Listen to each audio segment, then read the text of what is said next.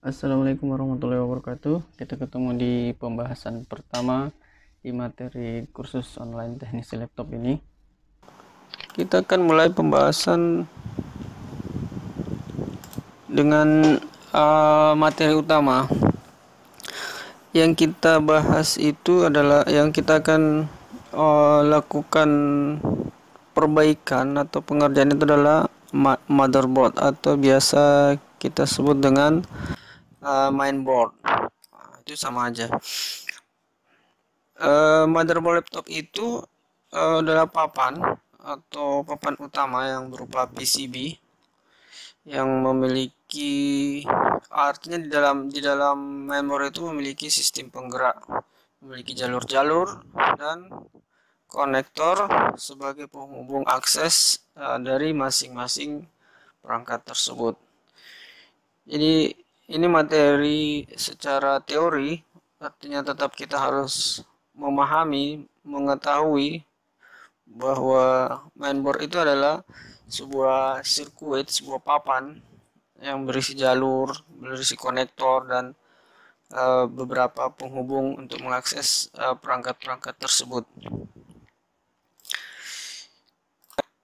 Kemudian ini ada contoh-contoh generasi mainboard. Di sini kita bisa lihat beberapa model. Ini model awal, bukan awal sekali, tapi lumayan sudah sangat lawas. Kita lihat perbedaan dari ketiga mainboard ini. Mainboard yang ini memiliki chip dengan 3 chip.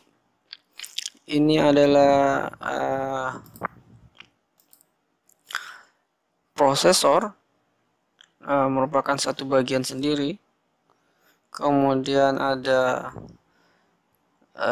not bridge, juga berdiri sendiri. Kemudian ada short bridge dan juga berdiri sendiri. Nah, kita beralih ke motherboard berikutnya. Nah, di motherboard ini kita hanya melihat 2 chip. Kita perhatikan yang ini ada chipset, yang isinya adalah penggabungan dari short bridge dan not bridge. Kemudian ada prosesor masih berdiri sendiri. Jadi semakin simple. Nah, bagaimana dengan yang gambar ketiga ini? Ini semakin simple lagi. Coba kita perhatikan, chipnya cuma ada 1. Artinya chip ini adalah penggabungan dari ketiga chip-chip ini di zaman dahulu. Nah, ini.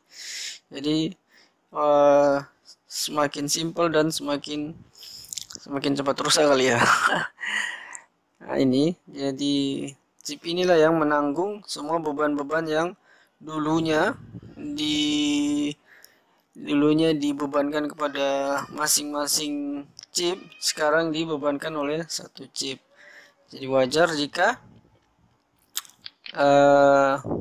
mainboard atau motherboard sekarang itu lebih cepat rusak dibanding yang lama-lama. Nah, ini arsitektur motherboard.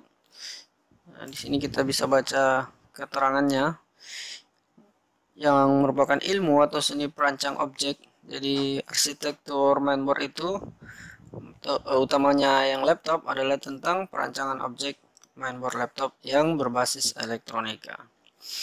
Khusus pada mainboard laptop ada beberapa garis besar tentang perancangan bentuk serta perkembangan dari masa ke masa. Ya, seperti tadi terjadi perubahan yang cukup signifikan, kita perhatikan. Selanjutnya ini maksud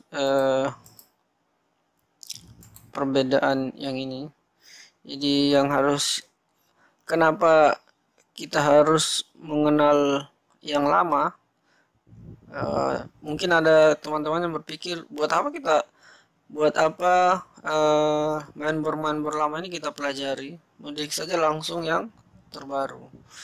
Nah, yang perlu kita ketahui, tanpa mengenal yang lama ini, bisa dipastikan untuk memahami karakteristik yang seri-seri baru akan sangat sulit kita pahami. Kemudian di sini salah satu contoh desain utuh. Aduh, ada suara motor, tunggu. Dalam bentuk skema ini adanya di skema. Kemudian kita digambarkan seperti ini. Kemudian digambar adalah CPU-nya atau prosesornya. Kemudian ini adalah source bridge-nya, dan ini adalah node bridge-nya. Nah, ini dalam bentuk skema. Bentuk nyatanya ya seperti tadi. Oke, kita lanjut. Kemudian di sini dari keterangan umum ini yang ada di skematik ini kita bisa melihat secara utuh bahwa ini adalah prosesor, kemudian ini adalah laptop ini atau motherboard ini menggunakan DDR3. Ini ada 2 biji, berarti ada 2 slot DDR3 di motherboard itu. Kemudian ada CRT LCM ini yang mengeluarkan signal gambar, ini dia. Dan ini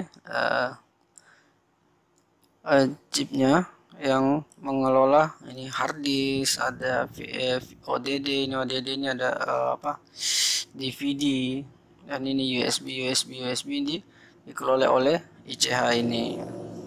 Aduh, ini motor mondar-mandir. Kemudian ini Realtek suara, minicard. Nah, inilah gambaran umum. Nah, nanti gambaran secara satu-satu kita akan pelajari juga.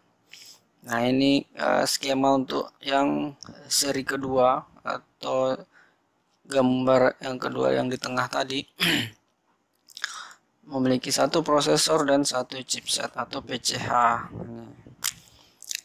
Terus fungsinya atau dia bekerja untuk mengelola apa saja, di sini kita bisa lihat bahwa PCA ini yang mengeluarkan gambar nih, LVDS dan CRT.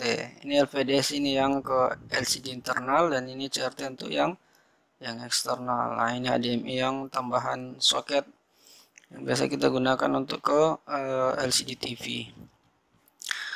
Kita perhatikan ini gambaran umumnya. Nah, ini ada ALC audio, kemudian ini ada CEO atau biasa orang sebut KBC atau IO, itu sama aja, itu adalah EC. Nah, itu. Kemudian ini, nah, dari yang tadi memiliki chip dengan 3 peran berbeda, kemudian di zaman sekarang, nah, ini cuma ada satu chip memerankan atau bekerja untuk semua. Catatannya ini bekerja untuk semua proyek kali ya. Jadi satu chip ini dia yang menampilkan di layar, dia yang memorinya mengarah ke dia, kemudian hard disk dia juga. Ya pokoknya dia semuanya bermuara ke satu chipset ini. Jadi wajar kalau laptop zaman sekarang cepat rusak dengan kerja yang semakin berat, kemudian tidak difasilitasi dengan fan atau heatsink yang memadai.